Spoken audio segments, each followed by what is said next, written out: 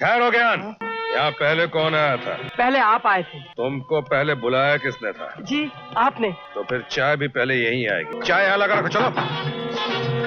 ज्ञान, वो चाय मैंने मंगवाई थी और वो इस टेबल पर आएगी। मुन्ना, चाय यहाँ ला के रख दे।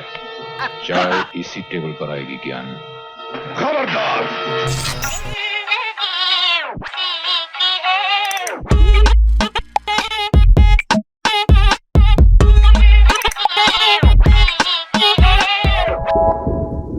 स्वागत है एक और एपिसोड खबरे आजम का। मेरे साथ एज यूजुअल है राफिल गांधी, सोहेल खान और एक बढ़िया गेस्ट आए हैं आज जिनका नाम है राजीव तलवार। इनकी संस्था का नाम है उल्लू टीवी, आपने इन्हें देखा होगा। आज साक्षात राजीव जी अवतरित हुए हैं हमारे प्रोग्राम पे, तो पहले तो हमें बहुत खुशी हो रही है। दूसरा क्लैरिफिकेशन आप ये भी दे दें कि उल्लू टीवी और उल्लू ऐप अलग अलग है ये। हाँ, इतना बड़ा हो गई हो अभी तक ब्याह नहीं हुआ।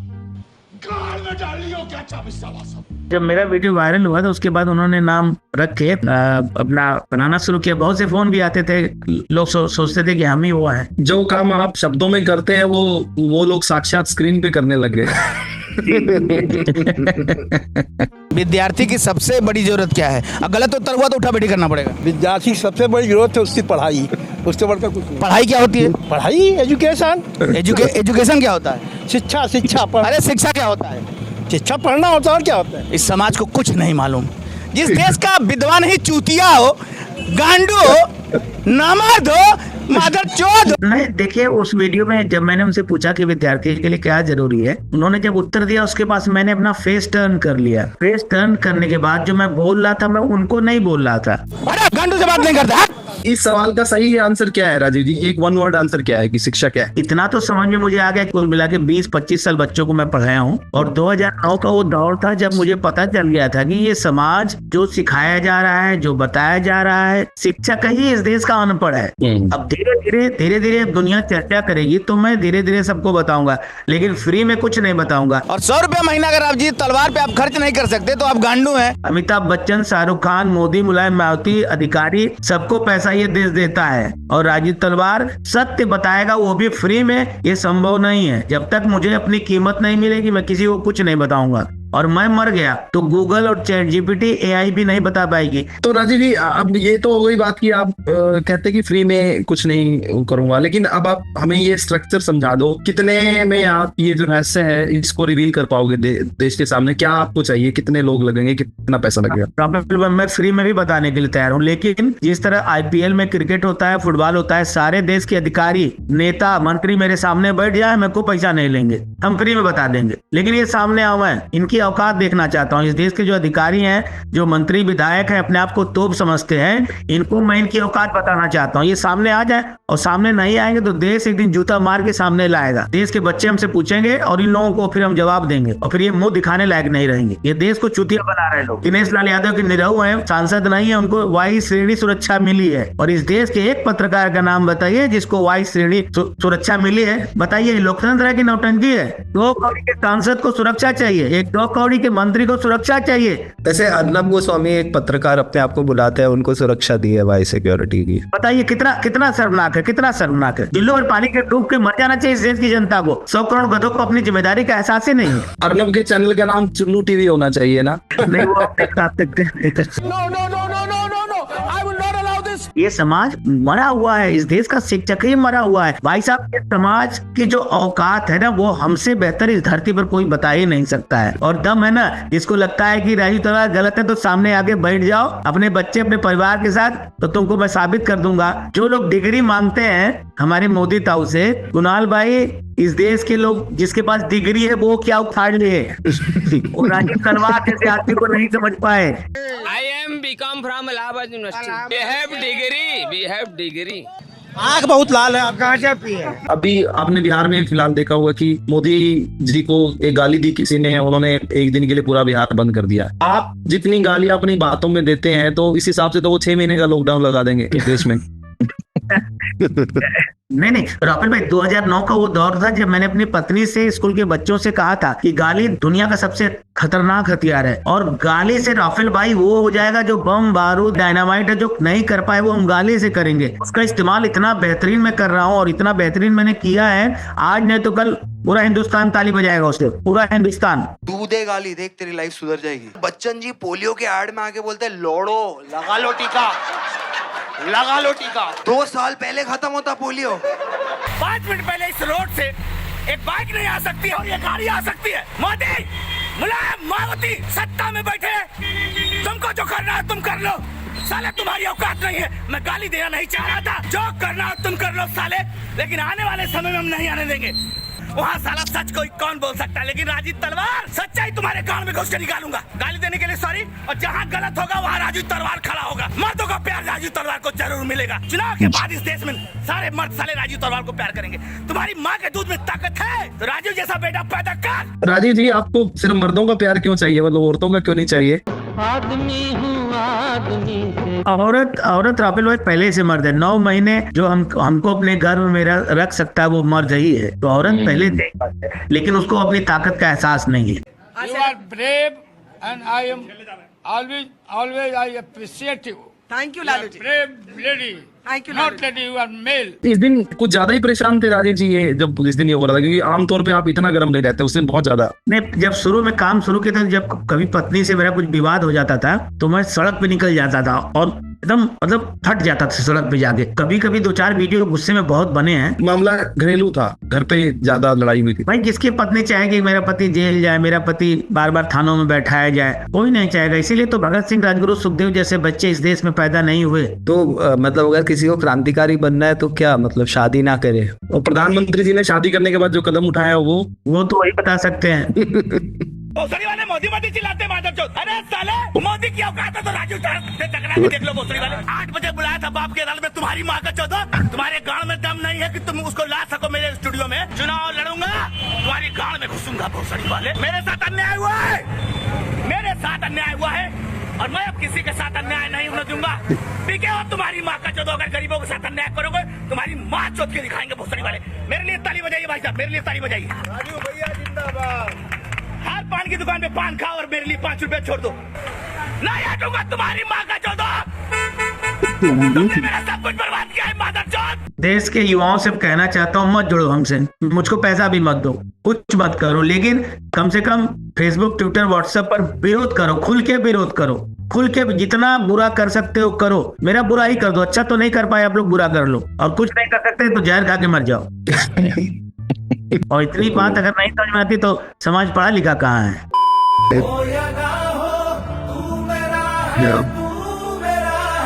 मुझे काफी जनों ने वीडियो और फोटोज भेजे और पूछा कि तेरा क्या कहना है ये सबसे। मैंने इस टॉपिक पे कभी बात नहीं की है, तो एक वीडियो मैं प्ले करता हूँ, यही है। वो ओनर को एक लिख रहा हूँ, क्या कॉल कर रहा हूँ, क्या बलराज भाई आपने don't teach me my job, these were his words. मेरा काम नहीं है, मुझे 50,000 मेरे भाड़े से मतलब है, कोई भी आके यहाँ कुछ भी करे मुझे नहीं पता। तो बेसिकली ये क्लेम कर रहा है कि इसने वेन्यू तोड़ा क्योंकि लिए बलराज ने इससे रूटली बात किया। पहली बात कि हैबिटेट मेरी वजह से टूटा, ये लोगों को लग रहा है, तो जिसने तोड़ा वो तो ये नहीं बोल रहा है मेरी वजह से टूटा। दूसरा, रॉफिल तुम भी थे वहां रिकॉर्डिंग पे, तो मैंने तो प्रपोज किया था कि हैबिटेट का लोगो मत डालो, काला पर्दा लगा दो, मेरे को पता है मटेरियल मेरा कैसा है, मैं वेन्यू को कोई दिक्कत नहीं देना चाहता हूँ। तब बलराज ने बोला नहीं नहीं कुछ नहीं यार, हरे मैनेज कर लेंगे, इसमें क्या है। उसने 2-3 शो देखे हैं बाय द वे, मेरे साथ बैठ के देख रहा था, मुझे तो पता भी नहीं था ये ऑनर है यहाँ का। बलराज ने मेरे साथ 2-3 शो देखे, उसने बैठ के पूरा हंस के ताली बजा रहा था, पीट रहा था क्योंकि मजा आ गया, वो किसी में इतनी हिम्मत नहीं है करने की। उसके बाद शो जब एडिट होके मैं डालने वाला था, मैंने उसको वापस भेजा था कि भाई देख ले एक बार वेन्यू का क्रेडिट्स डालना है, नहीं डाला, अरे नहीं कुछ नहीं होगा। फिर जो रात को वेन्यू टूटा, वो रात को मुझे फोन करके बोल रहा है सॉरी बोल दे यार, कुछ कर लेंगे वो। फिर मैंने बोला मैं सॉरी किसके लिए बोलूं, देखो कांच है, टूटा है, बन जाएगा, पर सॉरी किस लिए बोलूं। फिर वो पूरा हफ्ता इन्होंने चलाया कि ये डिपार्टमेंट से लोग भेजे, वो डिपार्टमेंट से लोग भेजे। What we hear from sources and BMC is that there were multiple illegal alterations or illegal structure created by the Habitat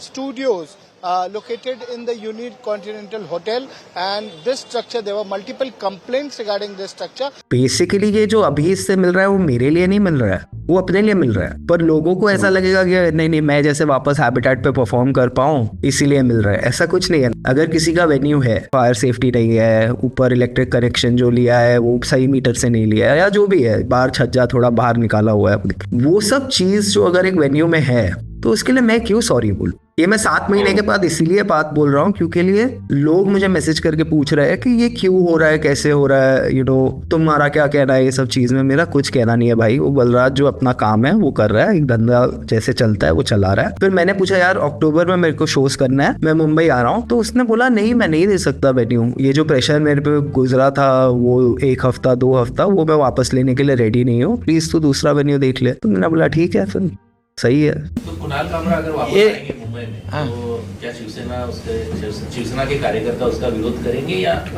अभी उसको छोड़ दिया है, क्या करने उसको, अब उसको क्या पकड़ के पकड़। मेरे को याद है 92 93 में मैंने सुना है ऐसा, ये दाऊद के साथ भी ऐसा ही करते थे कि कुछ नहीं होगा आजा दुबई से। बिहार में मोदी जी को गाली देने की वजह से बहुत बिहार बंद करने की कोशिश की गई। सुने कि मोदिया के माँ के गाड़ी दिया है। कौन दिया है गाली? भाजपा की तो गाड़ी दिया है, वही उसका ये नारा लगाने के लिए, इसी झंडा से मारेंगे उसका। अच्छा हाँ। कौन बताया है कि भाजपा गाली दिया है मोदी की माँ को? यही सुने कि बोला कि मोदिया के माँ के गाड़ी दिया है। गाली दिया है? मोदी के माँ के गाड़ी दिया है। अच्छा उसके भी आए। कौन दिया है गाली? भाजपा। भाजपा दिया है। तस्वीर देखिए कि कुछ पत्रकार भी बिहार बंद पहुंचे हैं। आप कहे ऐसे लेट गए हैं? ऐसे लेट गए हैं आप? माँ के सम्मान में बेटियां उतरी है मैदान में, जो प्रधानमंत्री। बात करेंगे थोड़ा। अब हम लेट गए हैं तो बस जब तक माफी नहीं मांगेंगे लेटले रहेंगे। तो आप पत्रकार भी है ना जी? क्या कोई मां नहीं होती है क्या? ये बिल्कुल सही ऐप है कि पत्रकार जो देखे वो लेटे हुए हैं। अब लेट गए तो कहाँ उठेंगे। 11 साल से लेटे हुए हैं। बहुत सही है। नेता कुछ बोलिए, यहाँ पे कुछ बंदी का असर नहीं दिख रहा। ऑटो देखिए निर्धारित समय से खुल रही है, गुमटी खुली हुई है, होटलें खुली है। शौक लग गया क्या आपको? शौक लग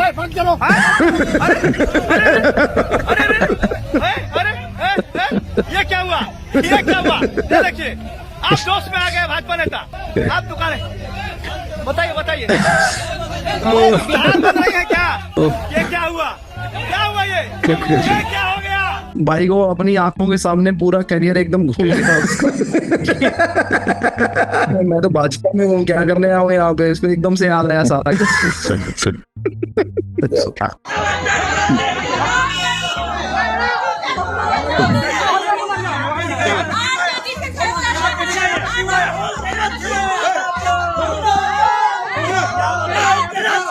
ये कह रही है कि टीचर हूँ, स्कूल जाना चाहती हूँ, और आगे वो भाजपा वाली भी कहती है कि प्रधानमंत्री को गाली दे रही है। तो ये तो गाली जैसा ही लगता है, अगर कोई स्कूल जाने की बात करता तो प्रधानमंत्री को गाली दे रहा है।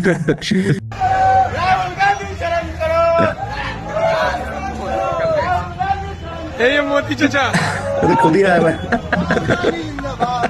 मुझे तो ये लगा पूरे दिन का देख के सारा कि भाजपा ने एक दिन बंद करके भाजपा वाले खुद साबित करना चाह रहे थे कि वो गाली देने वाला आदमी ठीक था। राहुल गांधी को माफी मांग रही है मोदी के उस पे पक्ष में। क्यों मांगनी है? अब वो कह रहे कि उन्होंने उनकी माँ जी को उल्टा बोला। राहुल गांधी जी ने बोला है या राहुल गांधी जी के कार्यकर्ताओं ने बोला है? अब ये थोड़ा हमें थोड़ी मिस्टेक, हम पढ़े लिखे नहीं है, थोड़ा हमें बेवकूफी है बस। पहले तो जब गाली दी तो सब यही कहते कि भाजपा का है, भाजपा, क्योंकि कोई गाली देता तो सबसे पहले दिमाग में यही आता है कि या तो भाजपा का होगा या राजीव तलवार जी होंगे। हाँ, और अभी एक नया भी चल रहा है कि जीएसटी, बीजेपी ने दिल जीत लिया। सब वक्त लिख रहे एक ही दिल है, कितनी बार जीतोगे। मैं वक्त से पूछना चाहता हूँ, एक ही लौड़ा है। जीएसटी उन्होंने अभी कम कर दिया, तो लास्ट 8 साल में जो आपने जीएसटी दिया है वो सब मिलने वाला है आपको वापस क्या, रेट्रोस्पेक्टिव अमेंडमेंट में? 10 वाला बिस्कुट का पैकेट कितने का है जी? जीएसटी पे हमारा भी जो सवाल है वो वही है इन लोगों से कि जीएसटी अगर बढ़ाना, it's a big reform, big Indian reform है, तो वो कौन घटिया आदमी था, वो कौन नीच था, वो कौन गाली खाने लायक आदमी था जिसने 28% और 18% किया था? पहले हमें उसका जवाब दीजिए। वो जो आंखें छीन के लोगों से फिर उनको चश्मा देने वाली बात है। और इतने मंद बुद्धि वाहियात किस्म के लोग हैं ना, इनका कोई लिव्ड एक्सपीरियंस ही नहीं है। आप बच्चों की साइकिल पे 18% GST लगा रहे हो, वो हर 2 साल में बदलनी पड़ती है। बच्चा कैसे बड़ा होता है देखा है ना माइलो की एड में, कॉम्प्लान की एड में, तो वो क्या जब तक 6 साल के से लेके 14 साल तक सेम साइकिल चलाएगा क्या? मिडिल क्लास आदमी आदमी नहीं चूतिया होता है, चूतिया। बच्चों की साइकिल पे कौन 18% GST लगाता है? कैसे बिकेगा साइकिल? इंडियन मैन्युफैक्चर्ड साइकिल से ज्यादा सस्ता इम्पोर्टेड चाइनीज साइकिल है। किताबों पे लगा रहे हो, कलम पे लगा रहे हो, ग्लोब पे लगा रहे हो। और अब इन्होंने एक चीज तो अच्छी कर दी वैसे कि लग्जरी कार्स को पे 40% कर दिया और साथ में गुटखे पे भी 40% कर दिया। तो लाइक गुटखा खाने वालों को थोड़ा लग्जरी का फील तो आएगा। भोसड़ी के गुटखा थोड़ा कम खाया करो, टट्टों का कैंसर हो जाएगा। कि ऊंचे लोग ऊंची पसंद तो होगा। मोदी जी वो डॉक्टर है जो घुटने के दर्द में ना हिप रिप्लेसमेंट कर देते हैं और वो कैंची भी अंदर भूल जाते हैं। और निर्मला सीतारमन को शर्म नहीं आती है? वो पूरे प्रेस कॉन्फ्रेंस में ऐसा बोल रही है, हमने अभी सब ठीक कर दिया है। 8 साल लग गए आपको ठीक करने में। बोल जा रहे हैं हम, जनता के ऊपर भी हमारा एक कर्तव्य है, उनका इनकम के बारे में भी सोचना चाहिए, सिर्फ सरकारों का नहीं। सिख जाने पे ऐसे कहते हैं कि देखो ऐसे खेलना चाहिए, और जब बोल्ड हो जाते हैं तो फिर कहते हैं कि देखो ऐसे नहीं खेलना चाहिए। बोल ऐसे नहीं। जैसे हमारे क्रिकेटर बोलते हैं ना हारने के बाद कि हम सिर्फ पेपर पे हारे हैं, असल में तो हम ही जीते। हाँ। एक और मास्टर स्ट्रोक। पहले चाइना पिघल रहा था, अब चाइना जम रहा है।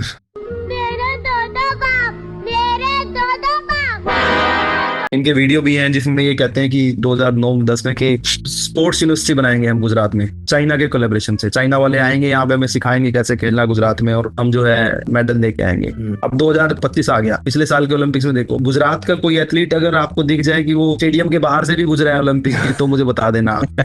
2 सप्ताह के पहले मैं चीन गया था। मैं चीन के साथ मिलकर के मेरे गुजरात में स्पोर्ट्स को और डेवलप करने के लिए काम करना चाहता हूँ। स्पोर्ट्स यूनिवर्सिटी को चाइना की यूनिवर्सिटीज के साथ जोड़ करके हम इंटरनेशनल लेवल से हमारे स्पोर्ट क्षेत्र को कैसे विकसित करें। चाइना ने अपना सबसे बड़ा हथियार बेच दिया है। क्या? टिकटॉक, जो भी आने वाला है। उससे बुरा कुछ नहीं हो सकता इंडियन सोसाइटी के लिए। टिकटॉक बंद इसलिए हुआ था क्योंकि उसमें मोदी जी की फॉलोइंग नहीं बढ़ रही थी। वो इकलौता ऐसा प्लेटफॉर्म था जहाँ पे मोदी जी पीछे रह गए थे। वो तो पीछे रह गए थे, और मोदी जी ने वो तो कोरोना में टाइम नहीं मिला, मोदी जी सीख रहे थे मुंह से पानी निकालने वाले वीडियो। और वो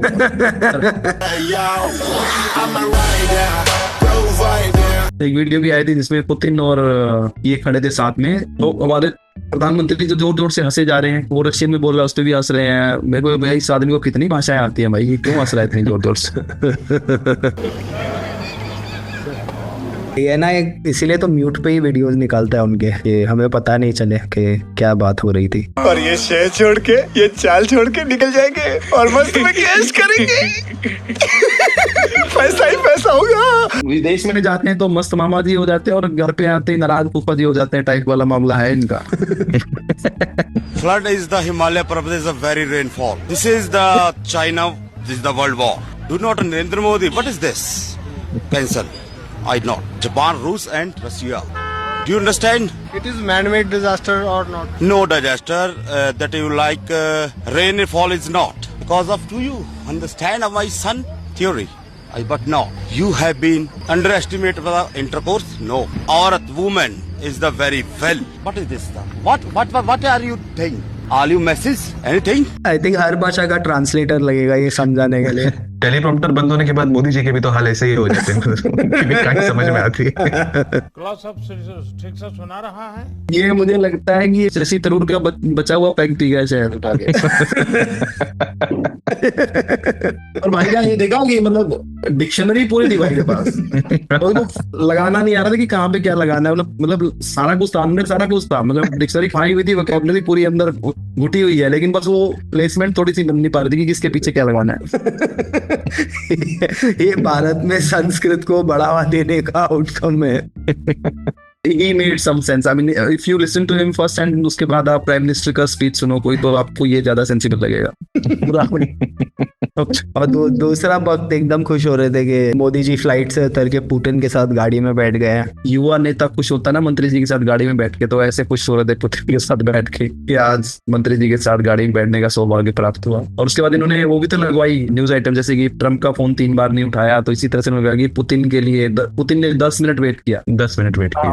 और ये खास तौर पे ऐसी चीजें ना हिंदी मीडिया में लगाते हैं ताकि वो वाले बाहर पढ़ ना पाए। अब अगर मान लो 2-4 महीने बाद पुतिन पे भी चली जाएगी ये बात, पुतिन को ट्रांसलेट करके दे देगा रशियन में, ये बात हुई थी, तो फिर जो है पुतिन भी सैंक्शन वैंक्शन लगाना पहला शुरू करेगा थोड़े दिनों बाद। एक ये इसमें जो बताया था कि 45 मिनट बिताए, ये अपनी मीडिया कभी ये नहीं बताती कि जो बिताए इसमें किया क्या है, क्योंकि देखो बिताए तो उन्होंने प्रधानमंत्री की कुर्सी पर भी 12 साल है, बट दिखाने के लिए कुछ होना भी चाहिए ना कि किया है इस वक्त में हमने कुछ। अरे कुछ भी बोलते हैं, पहली बार क्वीन एलिजाबेथ ने अपने हाथ के ग्लव्स उतार के किसी के साथ हाथ मिलाया, और इतनी झूठी बात है, सर्च करो क्वीन एलिजाबेथ शेकिंग हैंड्स, वो सबके ग्लव पे के हाथ मिला। पहली बार किसी आदमी ने हाथ मिलाया था क्वीन से, वरना तो पैरों पे हाथ लगाते थे।